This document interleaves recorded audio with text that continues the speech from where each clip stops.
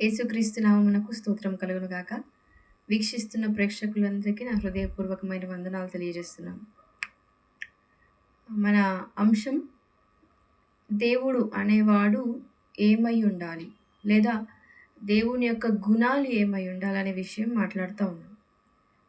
మొదటి వీడియోలో యేసుక్రీస్తు సృష్టికర్త. అంటే దేవుడు అనేవాడు సృష్టికర్త అయి ఉండాలి అనే విషయం మనం మాట్లాడాం. యేసుక్రీస్తు సృష్టికర్త అనే విషయం మనం మాట్లాడినాం. ఈరోజు మనము దేవుడు అనేవాడు పాపము లేనివాడుగా ఉండాలి. అంటే పాపము చేయని వాడుగా ఉండాలి. ఆ అంశం పైన మనం మాట్లాడుకుందాం. అంటే పవిత్రుడుగా ఉండాలి అనే అంశం పైన మనం మాట్లాడుకుందాం. పరిశుద్ధ గ్రంథంలో బైబిల్‌లో హెబ్రీలకు రాసిన పత్రిక 4వ అధ్యాయము 15వ వచనములో చదువుతున్నాను. అక్కడ ఏం రాసుందంటే, అతడు సమస్త విషయములలో మన వలె శోధింపబడియు అంటే పరీక్షింపబడియు పాపము చేయలేదు అని అక్కడ రాసున్నట్టుగా మనం గమనిస్తాం. హెబ్రీలకు రాసిన పత్రిక ఎవరైతే రచించినారో ఆ రచయిత రాస్తా ఉన్నాడు. ఏమనంటే అతడు అంటే అక్కడ యేసు ప్రభువు గురించి మాట్లాడుతున్న మాటలవి. ఏమంటాడంటే, యేసు ప్రభువు సమస్త విషయములలో అంటే అన్ని విషయములలో ఆయన మనిషిగా పుట్టినాడు కదా! మనిషికి రావాల్సిన పరీక్షలు ఏవేవైతే ఉన్నాయో, ఆ మనిషి ఏ ఏ సందర్భాలలో పాపానికి బానిసైపోతాడు, లేదా పాపము చేసే అవకాశాలున్నాయో, అవన్నిటి గుండా ఆయన వెళ్ళినాడు అని రచయిత రాస్తా ఉన్నాడు. ఏమంటాడంటే, మనవలే శోధింపబడియు అంటే మనవలే పరీక్షింపబడియు పాపము చేసే అవకాశాలు ఆయనకి కూడా చుట్టూ వచ్చుంటాయి. కానీ పాపము చేయలేదు. చాలా బాగా రాస్తాడక్కడ. ఆయన పాపము చేయలేదు. He didn't sin. ఆయన పాపము చేయలేదు అనే విషయం మనకు రాసుంటది. అంటే అది ఏదైనా గావచ్చు. కామ, క్రోధ, మద, మత్సరం ఇంకా వీటిలో చాలా మటుకు అన్నీ వచ్చేస్తాయి. అంటే ఏ పాపము చేయలేదు అని మనకు వాక్యం చాలా స్పష్టంగా బోధిస్తూ ఉంది. అదే రీతిగా మొదటి పేతురులో 2వ అధ్యాయము 22వ వచనం గనక మనం గమనిస్తే అక్కడ ఏం రాసుంటదంటే, ఆయన పాపము చేయలేదు. ఆయన యందు ఏ కపటమును లేదు. ఆయన దూషింపబడియు బదులు దూషింపలేదు. ఇక్కడ కూడా అదే మాట రాస్తాడు. ఏమనంటే, ఆయన ఏ పాపము చేయలేదు. పాపము చేయలేదు. మామూలుగా పాపము అనగానే మనం పెద్ద పెద్దయి అనుకుంటాం. చంపడము, వ్యభిచారము అట్లా అనుకుంటా ఉంటాం. అక్కడ చాలా చిన్న దాని గురించి రాసింది. కపటం. కపటము అనేది మనసులో జరుగుతది. ఆ తర్వాత నోటి నుండి బయటికొస్తది. ఆయన నోటను ఏ కపటము లేదు. అంటే ఆయన నోటి నుంచి ఏ కపటము బయటికి రాలే. అట్లని మనసులో ఏమైనా ఉందా అంటే మనసులో గూడా ఆయన కపటము లేనివాడే. ఎందుకంటే బైబిల్ గ్రంథంలో ఇంకొక మాట గూడా ఉంటది. ఏమనంటే, హృదయము నిండి ఉండు దానిని బట్టి నోరు మాట్లాడును. మనసులో ఏదుంటదో అది ఎప్పుడో ఒకప్పుడు బయటికొచ్చే అవకాశం ఉంది. ఒకవేళ యేసు ప్రభువులో మనసులో కపటము ఉన్నట్లయితే అది నోటి నుండి బయటికొచ్చేది. కానీ ఎప్పుడు గూడా ఆయన నోటి నుండి కపటం బయటకు పడలేదంట. కపటము లేదు అని మాట్లాడతాడు. ఇంకా అంటాడు, ఆయన దూషింపబడియు బదులు దూషింపలేదు. మనం అందరికీ తెలుసు. యేసు ప్రభువుని శిలువ పైన ఏసే ఆ సమయంలో ఆయనను చిత్రహింసలు పెట్టినారు, కొట్టిండ్రు, ఉమ్మినట్టుగా మనం గమనిస్తాం. ఆయనను అవమానపరిచినారు. ఇంత చేసినా ఆయన బదులు దూషించలేదు. మళ్ళీ వాళ్ళని దూషించినట్టుగా బైబిల్ మనకి ఎక్కడ గూడా మనకు కనిపించదు. అంటే నోటి మాట విషయంలో గావచ్చు, అది మనసులో జరిగే విషయంలో గావచ్చు, ఆయన పాపము చేయలేదు అనే విషయం మనకక్కడ స్పష్టమవుతది. 2వ కొరింథీలకు రాసిన పత్రికలో 5వ అధ్యాయం 21వ వచనం చదువుతున్నాను. అక్కడ మనము నీతిమంతులవ్వడానికి ఆయన మన కోసం అంటే మనము ఆయన నీతి, దేవుని నీతి అగునట్లు అని ఉంటదక్కడ. నీతి అవ్వడానికి అంటే నీతిమంతులం అవ్వడానికి ఆయన మన కోసం పాపముగా చేయబడ్డాడు అనే విషయం అక్కడ రాసున్నట్టుగా మనం గమనిస్తాం.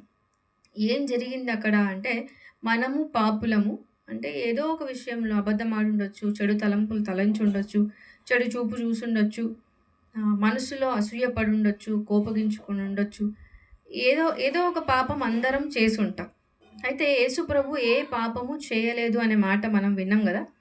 అయితే ఇక్కడ ఏమంటాడంటే, మనల్ని నీతిమంతులుగా చేయడానికి ఆయన మన పాపపు శిక్షను ఆయనపై వేసుకున్నాడు అనే విషయం మనకక్కడ రాసుంటది. అంటే మనల్ని నీతిమంతులుగా చేయడానికి ఆయన మన పాపాన్ని ఆయనపై మోపుకున్నాడు. అంతేగాని ఆయన పాపి కాదు అనే విషయం మనకు అక్కడ స్పష్టమవుతది. అదే రీతిగా ఇంకా చూస్తే యోహాను రాసిన సువార్తలో 8వ అధ్యాయంలో, యోహాను సువార్త 8వ అధ్యాయం 46వ వచనం. అక్కడ స్వయంగా యేసు ప్రభువే మాట్లాడుతా ఉన్నాడు. ఏమంటాడంటే, కాంగ్రిగేషన్ ఉంది.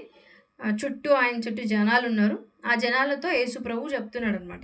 ఏమంటాడంటే, నాయందు నేను చదువుతున్నాను. నాయందు పాపము ఉందని ఎవడైనా స్థాపించగలడా? అంటే నాలో తప్పుందని, నేను తప్పు చేసిన ఇన్ని సంవత్సరాలు మీ మధ్యలో ఉన్నా కదా, నాలో తప్పుందని ఎవరైనా నిరూపించగలుగుతారా? స్థాపించగలుగుతారా? చూపించగలుగుతారా? అనే విషయం మాట్లాడుతున్నట్టుగా మనకక్కడ గమనిస్తాం. అయితే ఆయన చెప్తా ఉన్నాడు, అడుగుతా ఉన్నాడనమాట. ఎన్ని రోజులు నన్ను చూసిండ్రు కదా, నాలో తప్పేమైనా మీకు కనిపించిందా? కనిపించింది అంటే చెప్పండి, చూపించండి అని. అక్కడ ఉన్న వాళ్ళెవ్వరూ ఆయన లోపల తప్పు చూపించలేకపోయినారు చెప్పాలంటే. కానీ అసూయ చేత. ఎందుకు అసూయ అంటే, అన్ని రోజులు ప్రధాన యాజకులు ఎవరైతే ఉండేనో వాళ్ళ వెనకాల ప్రజలు వెళ్ళేవారు. యేసు ప్రభు ఎప్పుడైతే బోధ మొదలుపెట్టిండో, ఆయన వచ్చినప్పటి నుండి ఆయన వెనకాల వెళ్తున్నారు. వీళ్ళ వెనకాల వెళ్ళాల్సిన వాళ్ళు ఈయన వెనకాల వెళ్తూ ఉన్నారు. అది వాళ్ళకు నచ్చలే. మా వెనకాల రావాల్సిన వాళ్ళు యేసు ప్రభు వెనకాల వెళ్తా ఉన్నారు అనే కుళ్ళుతో, అసూయతో ఇంకా పగ పెంచుకున్నారు. రాను రాను రాను రాను ఇంకా ఎట్లయినా సరే ఆయన చంపాలి అనే ఆలోచన కలిగి ఉన్నవారన్నమాట వాళ్ళు. అయితే అక్కడ యేసుప్రభువే చెప్తాడు, నా యందు ఏ తప్పు లేదు అన్నట్టుగా మాట్లాడినట్టుగా మనం గమనిస్తాం. ఇంకా చెప్పాలి అంటే యోహాను సువార్తలో 18వ అధ్యాయంలో 38వ వచనం. సన్నివేశం అక్కడ ఏంటి అంటే, యేసుప్రభువుని పట్టుకున్నారు. ప్రధాన యాజకులు వాళ్ళందరూ కలిసి మొత్తానికి యేసుప్రభువుని పట్టుకుంటారు. పట్టుకున్న తర్వాత పిలాతు అక్కడ అధికారి అనమాట. ఆయన దగ్గరికి తీసుకొని వచ్చిండ్రు ఈయనని, యేసుప్రభువుని. తీసుకొనొచ్చి యేసుక్రీస్తుని తీసుకొనొచ్చి, ఇగో ఈయన పాపం చేసిండు, తప్పు చేసిండు, ఈయనను సిలువేసి చంపేయి అని అడగడానికి వస్తారు. అడిగితే పిలాతు నిలబెడతాడు. అప్పటికి ఏం చేసిండంటే, కొంతమంది అబద్ధ సాక్ష్యం చెప్పే వాళ్ళని పంపించి లేనిపోని నేరాలన్నీ యేసుప్రభు చేసిండు అని నేరం మోపడానికి ప్రయత్నం చేస్తారు. పిలాతు వాళ్ళ మాటలు విన్నాడంట. ఆ తర్వాత యేసుప్రభువుని కూడా 2, 3 ప్రశ్నలు వేస్తాడు ఆయన. దానికి జవాబు యేసుప్రభు ఇచ్చిండు. ఈ వీళ్ళది, ఆయనది ఇద్దరిది విన్న తర్వాత ఇప్పుడు నిర్ణయానికి వచ్చిండు పిలాతు. ఏమంటాడంటే, ఈయన యందు ఏ పాపము నాకు కనిపిస్తలేదు. ఇదే మాట అదే అధ్యాయంలో యోహాను సువార్తలో 19వ అధ్యాయం 4వ వచనంలో, ఆ తర్వాత 6వ వచనంలో కూడా అదే మాట రాసుంటది. ఏంటంటే, ఈయన యందు ఏ దోషమును నాకు కనబడుట లేదు. చాలా దృఢంగా, చాలా స్ట్రాంగ్‌గా చెప్తాడు పిలాతు. ఏమనంటే, ఈయన లోపల ఏ తప్పు లేదు. మరి నేను ఎందుకు శిక్షించాలి? సరే, మీ సాటిస్ఫాక్షన్ కోసం, మీ తృప్తి కోసం అంటున్నారు కాబట్టి కొట్టిద్దాం, కొరడాతో కొట్టిద్దాం అన్నట్టు మాట్లాడతాడు. వీళ్ళంటారు, లేదు లేదు సిలువేయి, లేదు లేదు సిలువేయి.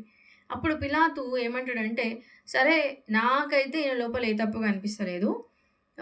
మీరు ఏమైనా చేసుకోవాలి అనుకుంటే అది మీ ఇష్టం, మీకు అప్పచెప్తున్నా అని చెప్పి వాళ్ళకి వదిలేసినట్టుగా మనం చూస్తాం. ఆ తర్వాత యేసుప్రభువుని సిలువేసిండ్రు.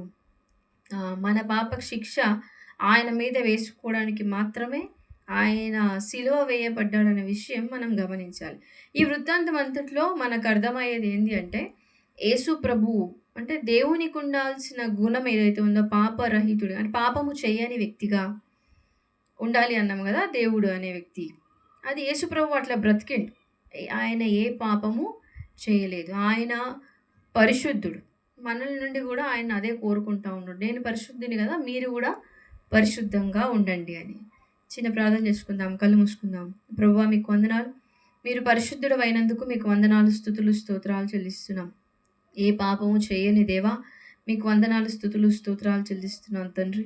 మేము కూడా నీలాగే పరిశుద్ధంగా జీవించగలుగుటకు మాకు శక్తిని అనుగ్రహించమని యేసు నామంలో వేడుకుంటున్నాము తండ్రి. ఆమేన్. Praise the lord.